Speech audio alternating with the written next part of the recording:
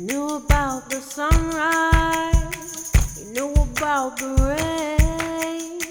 You followed his creative flow, and he had the world to gain. You knew about the sunrise, he had a few days of rain. Followed his creative flow, and he had the world to gain. Did you know? Knew about the sunrise, he had a few days of rain. Followed his creative flow, and he had the world to gain.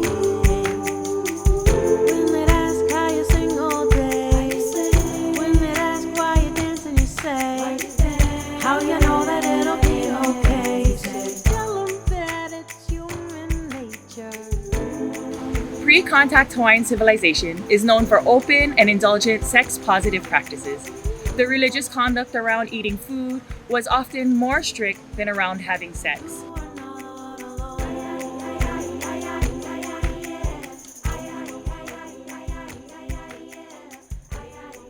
Sexual education was considered a holy and important duty. Children were taught from a young age to look forward to that part of life and to view it as an aspect of taking care of each other.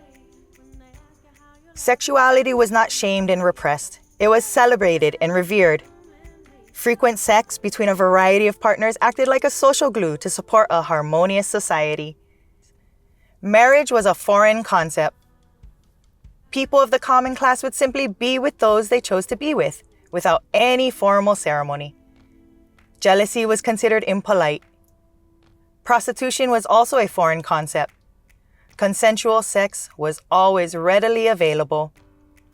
When Captain Cook landed on Hawaii with 2 large vessels full of syphilitic men, he landed during a fertility festival and was received like a god, or at least considered quite important.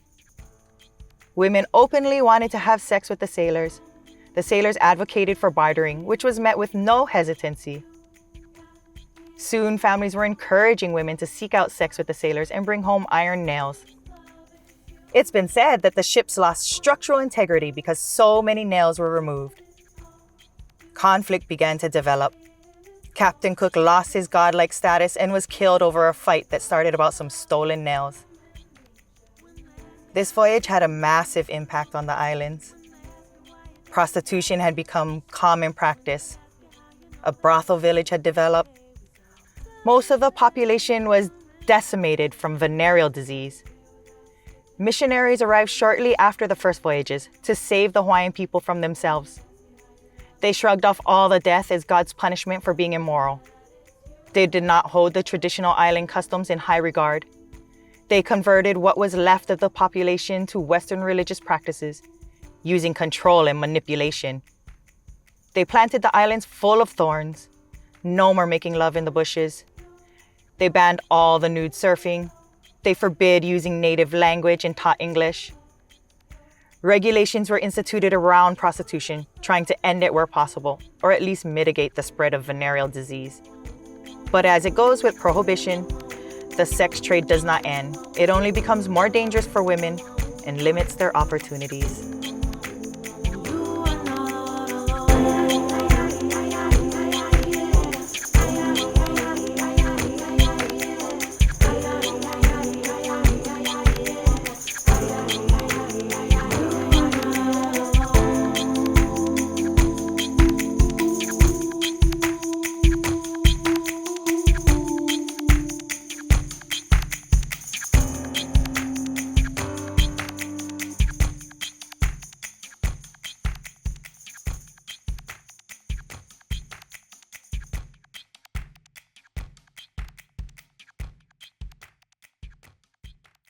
With enough money saved up, a farm laborer can buy a picture wife and have her sent to him from Japan.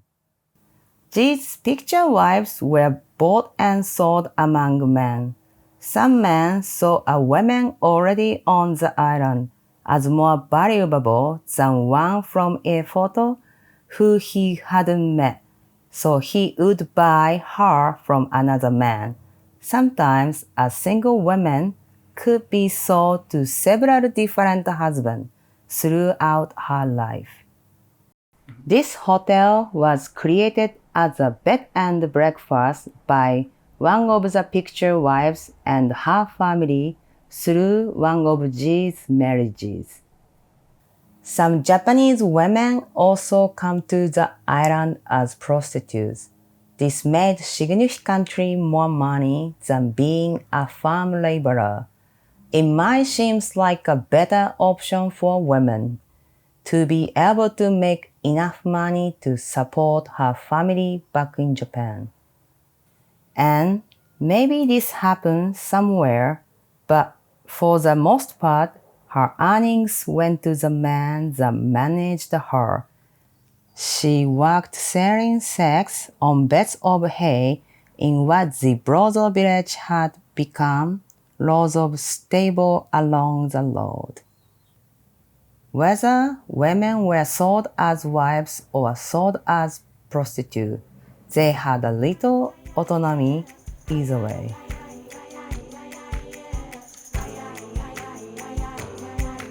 When they ask how you care without skipping a beat, when they ask you why you're helping unconditionally, when they ask you how you're loving all the people you meet, you say, tell them that it's human nature.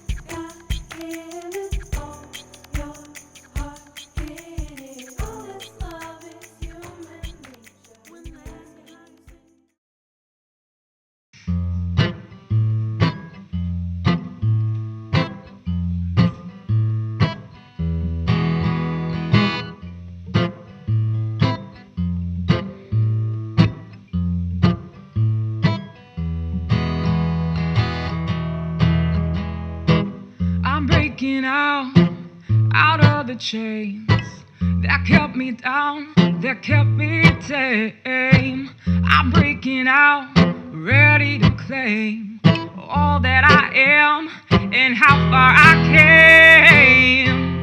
And I know, this is temporary. Let it go, of the weight you carry. Come alive and become what you're made for. Release the shame and break the chains. Break the chain. I'm breaking out. I'm getting free from all the fear of that held me. Oh, I'm coming back again, remembering the truth that I forgot I had.